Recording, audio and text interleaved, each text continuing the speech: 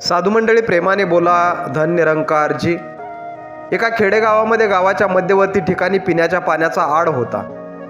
सगळा गाव त्या आडावरून पाणी राटानं काढायचा आणि पिण्यासाठी ते पाणी वापरायचा. खूप गोड पाणी होतं त्या आडाचं. पिण्याच्या पाण्याची दुसरी काही सोयच नव्हती. उन्हाळ्याचे दिवस होते. दुपारची वेळ. आडावरती सुकसुकाट होता आणि आडाच्या अवतीभोवती ती झाडं होती. त्या झाडांखाली 3 कुत्री झोपलेली होती. दुसऱ्या गल्लीची 3 कुत्री आली आणि तिथं सामील झाली. तर त्या इकडल्या 3 कुत्र्यांचा आणि तिकडल्या 3 कुत्र्यांचा वाद लागला. एकमेकांवर ओरडायला लागली, भुंकायला लागली, एकमेकांच्या अंगावर धावायला लागली आणि तुटून पडली एकमेकांच्या अंगावर. लचके तोडायला लागली. तुंबळ त्यांचा वाद लागला. 6ची 6 कुत्री रक्तबंबाळ झाली आणि वादामध्ये वाद करत असताना, एकमेकांच्या अंगावर धावत असताना त्या झटामटीमध्ये ती 6ची 6 कुत्री त्या शेजारच्या आडामध्ये पडली. ही घटना एका आजोबांनी डोळ्यांनी बघितली. 4 वाजले आणि माणसं पाण्यासाठी आडावर येऊ लागली. पाणी थोडं वेगळं दिसायला लागलं, थोडं रंगीत झालं, लाल झालं रक्तामुळं. पाणी वर काढलं तर पाण्याचा थोडा वास यायला लागला. अशी एकंदरीत त्या आडाची परिस्थिती झाली. कुणीतरी त्या आजोबांना विचारलं, आजोबा कसं काय पाण्याचा वास येतोय? आजोबांनी सांगितलं, म्हणे दुपारी 6 कुत्र्यांचा वाद लागला होता आणि एकमेकांच्या अंगावर धावायच्या नादात ती कुत्री 6ची 6 या आडात पडलेत म्हणे. 6ची 6 कुत्री आडात पडली होती आणि वर काढायला कुणीच नव्हतं. रक्तबंबाळ झालेली होती, जखमा सगळ्या झालेल्या होत्या, त्याच्यामुळं बुडून मरून गेली. गावकऱ्यांच्या लक्षात आलं की कुत्री पडल्यामुळं पाण्याचा वास येतोय. गावकऱ्यांनी काय करायचं हा प्रश्न सगळ्यांनी एकमेकांना विचारला, पण उत्तर काय कोणाला सापडना. गावाच्या शेजारी एक साधू महात्मा राहत होते. गाव श्रद्धाळू, अंधश्रद्धाळू होतं. श्रद्धाळू कसलं, अंधश्रद्धाळू होतं. एका साधूकडे गेले आणि साधूला विचारलं, सांगितलं म्हणे आडामध्ये कुत्री पडली आणि मरून गेली, त्यामुळं पाण्याचा वास येतोय, काय करायला पाहिजे? साधू महात्म्यानं सांगितलं, म्हणे सगळं पाणी बाहेर काढून घ्या. सगळं पाणी काढण्यात आलं. म्हणे 2 दिवस आता वाट बघा, नवं पाणी येईल. नवं पाणी आलं. परत आड गच्च भरला. परत पाणी काढून बघितलं तर पिताना पाण्याचा वास येत होता. 2 दिवसांनी परत साधू महात्म्याकडे गेले. म्हणे महाराज, पाण्याचा अजून वास येतोय. साधू महात्मा म्हणे मग एक काम करा. काय करा, पाण्याच्या अवतीभोवतीनं धूप अगरबत्ती लावा, पानं फुलं सोडा, जेणेकरून काय होईल, पाना फुलांचा सुगंध पाण्याभोवती पसरेल. धूप अगरबत्ती जाळली, सुगंधित पानं फुलं आणून सोडली. परत बघितलं तर परत पाण्याचा वास येत होता.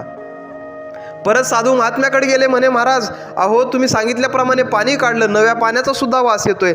सुगंधित धूप अगरबत्ती जाळली तरी पाण्याचा वास येतोय. साधू महात्मा म्हणे सुगंधित काही द्रव्य आणा बाजारातून आणि त्या पाण्यामध्ये सोडा. सुगंधित द्रव्य आणली, पाण्यामध्ये सोडली तरी पाण्याचा वास येतच होता. साधू महात्मा म्हणे आता एक शेवटचा पर्याय, मी तीर्थक्षेत्रावरती गेलतो, तिथून मी चरणामृत आणलंय, म्हणे ते चरणामृत सोडा. चरणामृत सोडलं तरी पाण्याचा वास घाण येतच होता. परत साधू महात्म्याकडे गेले. म्हणे महाराज, अहो सगळं पर्याय झाले. पहिल्यांदा सांगितलं पाणी काढा, काढलं, वास येतोय. सुगंधित द्रव्य टाकली, वास येतोय. सुगंधित धूप अगरबत्ती जाळली तरी वास येतोय. तुम्ही दिलेलं चरणामृत टाकलं तरी वास येतोय म्हणे पाण्याचा. साधू महात्मा म्हणले, असं कसं बाबा, एवढे सगळे पर्याय करून पाण्याचा वास येतोय? म्हणे चला मला आडावर घेऊन चला. साधू महात्मा आडावर आले. म्हणे हे बघा सगळं काढलं, पाणी काढलं होतं, धूप अगरबत्ती जाळली बघा, सुगंधित द्रव्य टाकली होती म्हणे बघा, चरणामृत आणलेलं सुद्धा टाकले म्हणे बघा. साधू महात्मा म्हणले सगळं टाकलं, पाणी काढलं, पण कुत्री काढली का मेलेली? म्हणे कुत्री नाहीत काढली. म्हणे कुत्री का नाहीत काढली? म्हणे तुम्ही कुठं सांगितलं कुत्री काढायला? बाकी सगळे पर्याय करून बघितले, परंतु तरी सुद्धा पाण्याचा उग्र वास, घाण वास जात नव्हता, कारण मेलेली कुत्री काढली नाहीत. आणि जोपर्यंत ती काढली जाणार नाहीत तोपर्यंत पाण्याचा घाण वास हा येतच राहणार. ती घाण जेव्हा बाहेर काढेल तेव्हाच पाणी शुद्ध लागेल, तेव्हाच पाणी स्वच्छ लागेल, सुंदर लागेल, गोड लागेल. जोपर्यंत ती घाण निघत नाही तोपर्यंत कसं पाणी गोड लागेल? नाहीच लागणार. ही कथा, ही गोष्ट मित्रांनो कदाचित काल्पनिक असेल, पण आपल्या आयुष्याशी मात्र फार जवळचा संबंध ठेवते. मोरल ऑफ द स्टोरी, ही गोष्ट मित्रांनो आपल्याला काय शिकवते? आपल्याला हे शिकवते की जोपर्यंत मनरूपी विहिरीतलं ही 6 कुत्री म्हणजे कुठली? काम, क्रोध, लोभ, मोह, मत्सर आणि अहंकार, ही जोपर्यंत 6 कुत्री आपण बाजूला काढत नाही तोपर्यंत या मनरूपी विहिरीमध्ये प्रेमाचा पाझर फुटणार नाही, तोपर्यंत गोड पाणी येणार नाही, जगणं सुंदर आणि आनंदाचं होणार नाही.